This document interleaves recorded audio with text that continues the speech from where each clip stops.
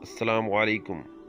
दुनिया की मोहब्बत एक ऐसा नशा है जो इंसान को ऐसी गफलत की नींद में सुला देती है कि इंसान आखिरत से बिल्कुल गाफिल हो जाता है।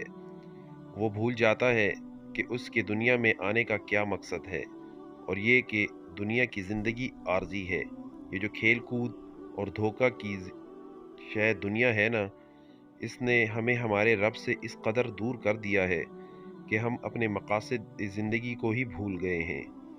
दुनिया की मोहब्बत इतनी ज़्यादा हमारे दिलों में रच बस गई है कि तुम्हारी दुआएं सिर्फ दुनिया तक ही महदूद हो गई हैं।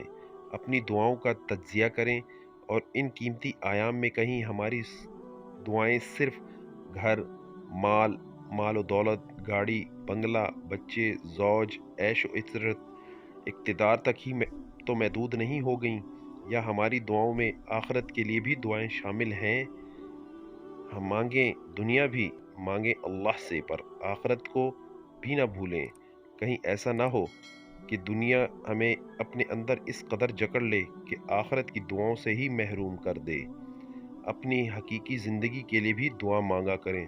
फितना दजाल से बचने के लिए, हक पर मरते दम तक अमल पैरा रहने के लिए, बेहतरीन मौत के लिए दुआ मांगा करें।